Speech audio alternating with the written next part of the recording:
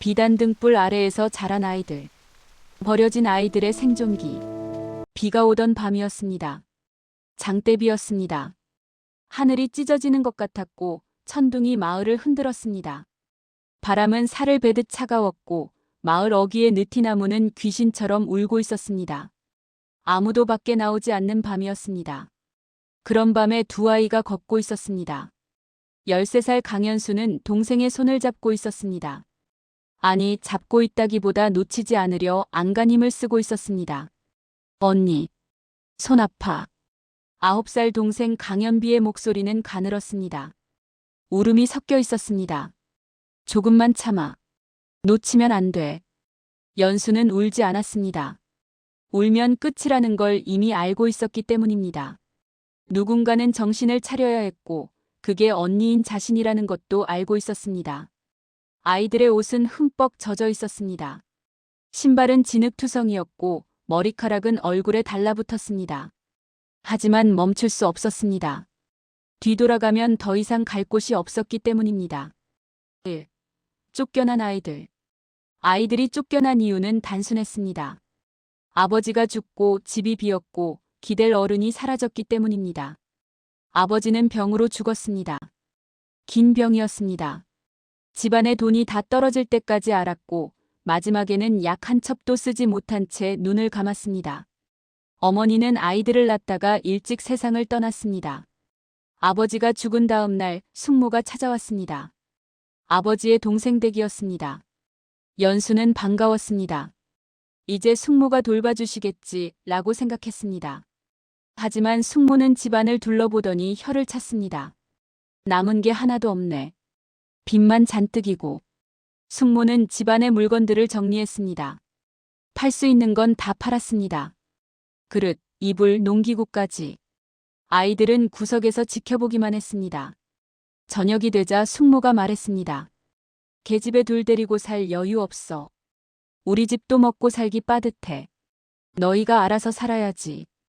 연수는 그 말을 듣고 얼어붙었습니다. 그럼 저희는 어디로 가요? 그건 내가 알 바 아니야. 친척 찾아가든 일자리 구하든 알아서 해. 그 말 한마디로 연수와 연비는 밤중에 집 밖으로 밀려났습니다. 문이 닫혔고 빗장 소리가 들렸습니다. 아이들은 빗속에 서 있었습니다. 연비가 울기 시작했습니다. 언니, 무서워. 연수는 동생을 끌어안았습니다. 떨고 있었습니다. 자신도 무서웠지만 동생 앞에서는 무너질 수 없었습니다. 괜찮아. 언니가 있잖아. 우리 갈 곳 찾을 거야. 하지만 연수 자신도 어디로 가야 할지 몰랐습니다. 친척은 숙모 말고는 없었고 아는 사람도 없었습니다. 마을 사람들은 다들 자기 집 먹고 살기 바빴습니다. 불이 꺼지지 않는 집. 아이들은 마을을 헤맸습니다. 비를 피할 곳을 찾아야 했습니다. 사당도 생각했지만 문이 잠겨 있었습니다. 헛간도 찾아봤지만 주인이 쫓아냈습니다. 그때 연수는 멀리서 불빛을 보았습니다. 마을에서 가장 불이 밝은 집이었습니다. 다른 집들은 모두 불을 끄고 잠들었는데 그 집만 환하게 빛나고 있었습니다. 술 냄새가 났습니다. 웃음소리가 들렸습니다. 그리고 음악 소리도 들렸습니다. 가야금 소리, 북소리, 노랫소리. 연수는 알았습니다. 저곳이 어디인지.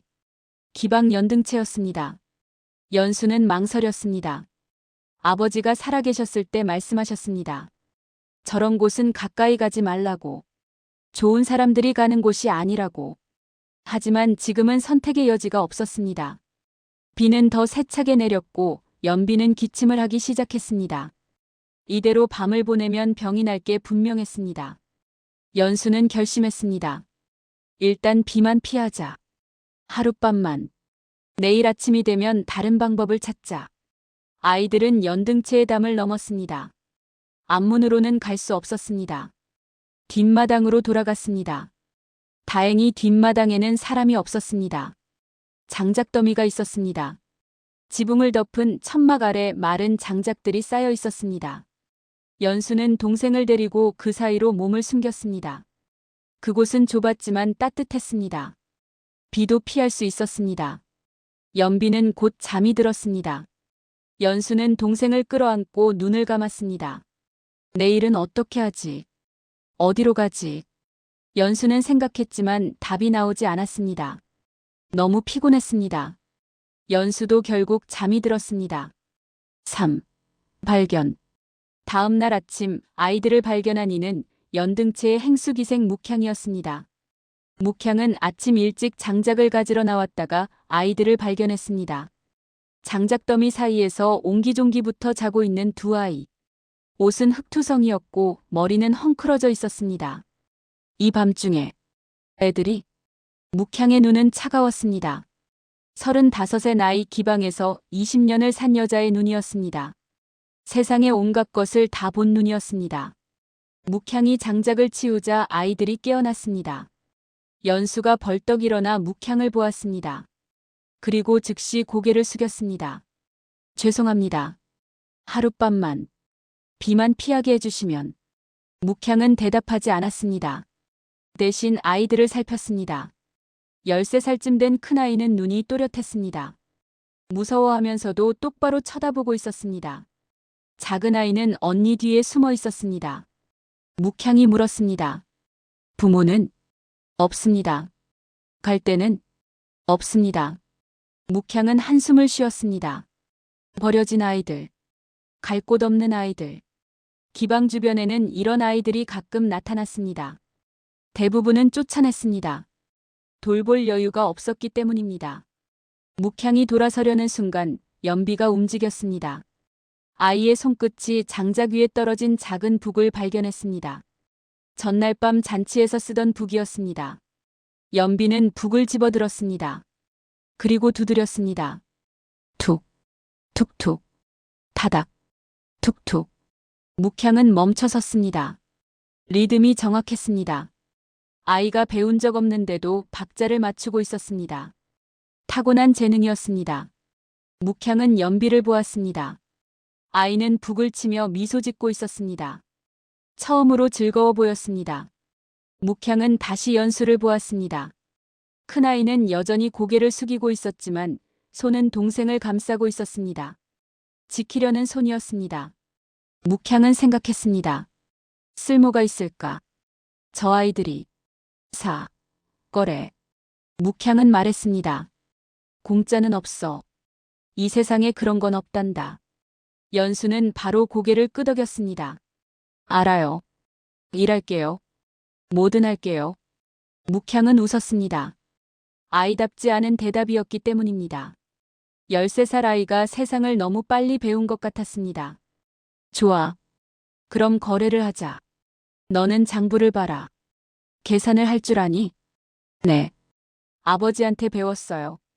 동생은 북을 쳐라. 저 아이한테는 재능이 있어. 내 눈에 쓸모가 있으면 남게 해주지. 없으면 내보낸다. 연수는 또 고개를 끄덕였습니다.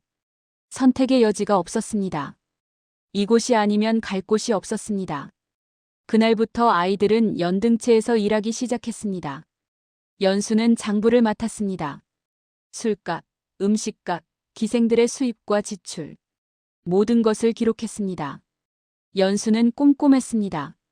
숫자 하나도 틀리지 않았습니다.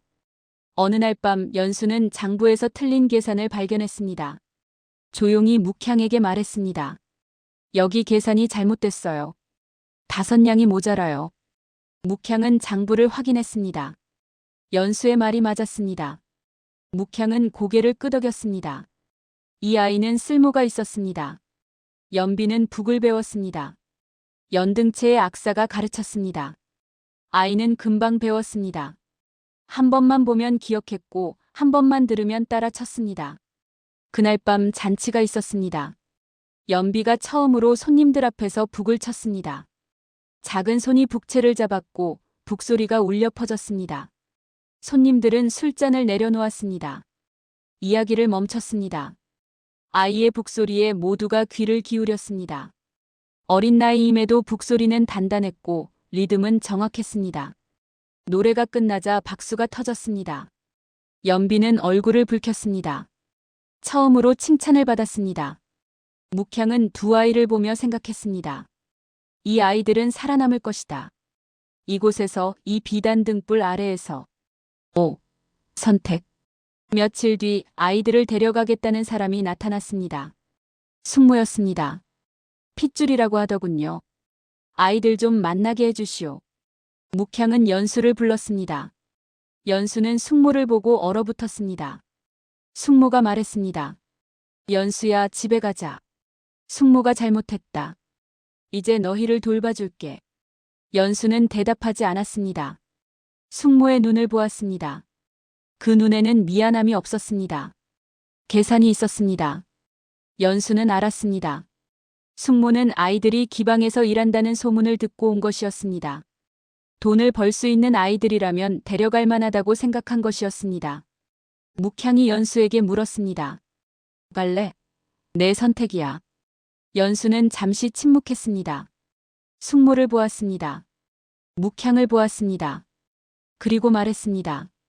여기 남고 싶어요. 저와 동생 둘 다요. 숙모의 얼굴이 굳었습니다. 연수야, 여기가 어떤 곳인지 아니?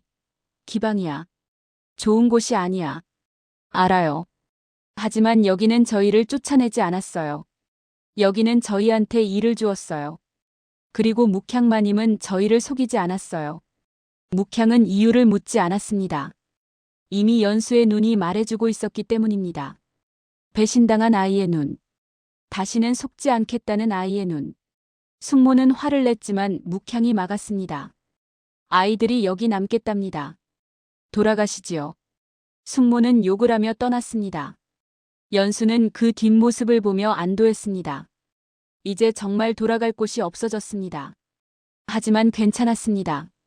여기가 있었으니까요. 이웃, 가족. 그날 밤 묵향은 아이들을 불렀습니다.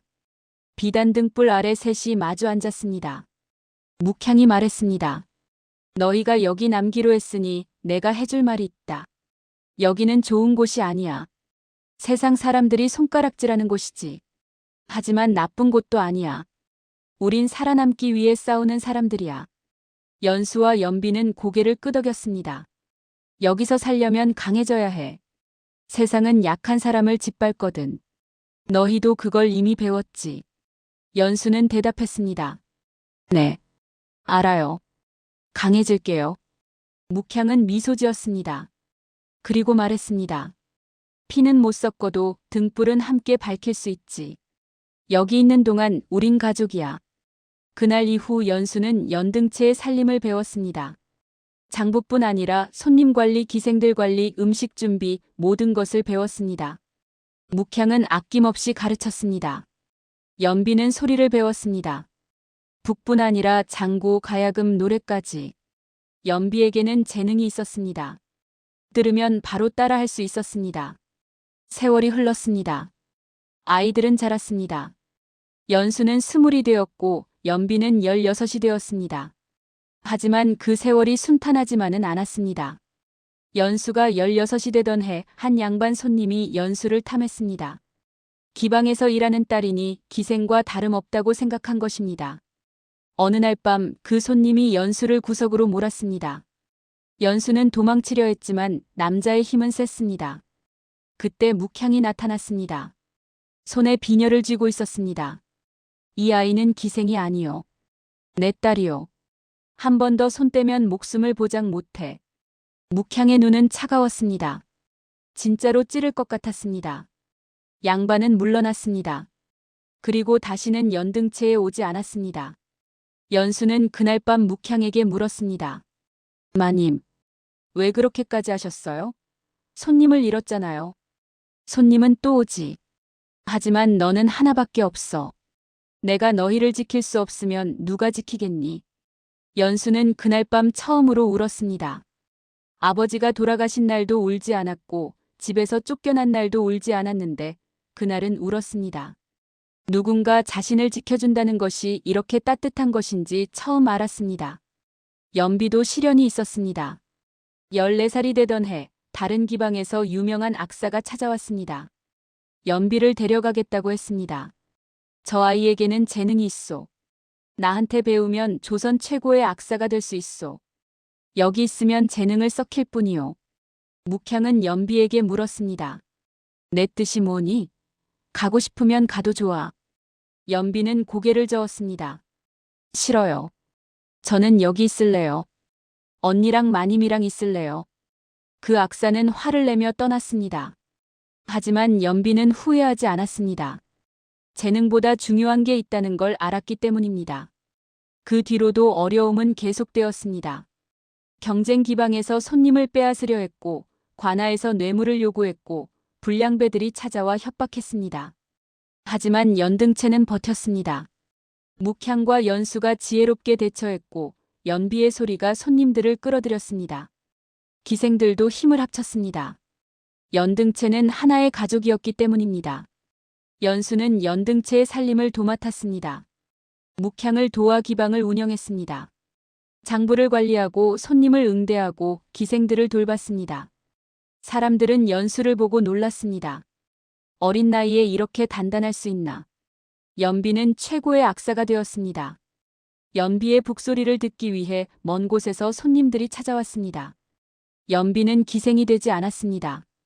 묵향이 지켜주었기 때문입니다. 너는 소리만 해. 그것만으로도 충분해. 묵향은 늙어갔습니다. 어느 겨울날 묵향이 병들었습니다. 연수와 연비는 밤낮으로 간호했습니다. 약을 구하고 의원을 불렀습니다. 묵향은 두 사람을 불렀습니다. 묵향은 두 사람에게 자신의 이야기를 해주었습니다. 처음으로 나도 너희처럼 버려진 아이였어. 10살 때 기방에 팔려왔지. 부모는 나를 쌀 한 가마니에 팔았어. 연수와 연비는 놀랐습니다. 묵향이 그런 과거를 가졌다는 걸 몰랐습니다. 나는 평생 원망하며 살았어. 왜 나를 버렸을까? 왜 나는 이런 삶을 살아야 할까? 하지만 어느 날 깨달았어. 원망해봤자 아무것도 바뀌지 않는다는 걸. 그래서 나는 살아남기로 했어. 이곳에서 최고가 되기로 했어. 그리고 나처럼 버려진 아이들을 돕기로 했어. 묵향은 연수와 연비를 보았습니다. 너희를 처음 봤을 때 나를 봤어. 버려진 아이. 갈 곳 없는 아이. 나는 그냥 지나칠 수 없었어. 연수가 물었습니다. 마님은 후회한 적 없으세요? 저희를 거둔 걸. 한 번도 없어. 너희는 내 인생의 축복이야. 나한테 가족을 만들어줬으니까. 너희가 와서 다행이었어. 내 인생에 가족이 생긴 게 정말 다행이었어. 연수가 울었습니다. 마님. 아니, 어머니. 저희도 다행이었어요. 여기 와서 정말 다행이었어요. 묵향은 미소 지었습니다. 그리고 봄이 오기 전에 조용히 눈을 감았습니다. 연수와 연비는 연등체를 이어받았습니다. 두 사람은 묵향이 가르쳐준 대로 기방을 운영했습니다. 정직하게 단단하게. 하지만 처음에는 쉽지 않았습니다. 연수는 겨우 22이었고 연비는 18이었습니다. 사람들은 어린 여자들이 기방을 운영할 수 있을지 의심했습니다. 다른 기방 주인들이 연등체를 무너뜨리려 했습니다. 값을 깎아 손님을 빼앗으려 했고 기생들을 빼가려 했습니다. 하지만 연수는 흔들리지 않았습니다. 묵향이 가르쳐준 대로 정직하게 장부를 관리하고 기생들을 공정하게 대했습니다. 값을 깎지 않았지만 질을 높였습니다. 연비의 소리는 더욱 유명해졌습니다. 사람들은 연비의 북소리를 듣기 위해 멀리서 찾아왔습니다. 연비는 새로운 리듬을 만들어냈고 전통적인 소리에 새로운 것을 더했습니다. 어느 날 궁궐에서 사람이 왔습니다. 왕의 생신잔치에 연비를 불러달라고 했습니다. 연비는 망설였습니다. 언니, 나 혼자 가야 해?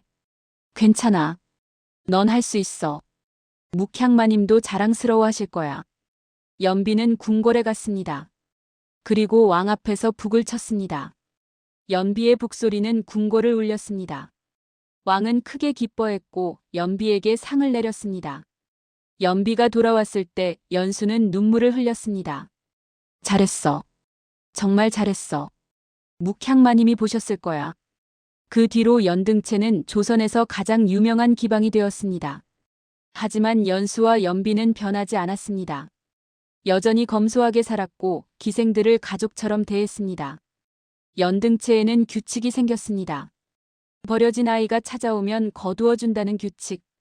묵향이 했던 것처럼 연수와 연비는 여러 아이들을 거두었습니다.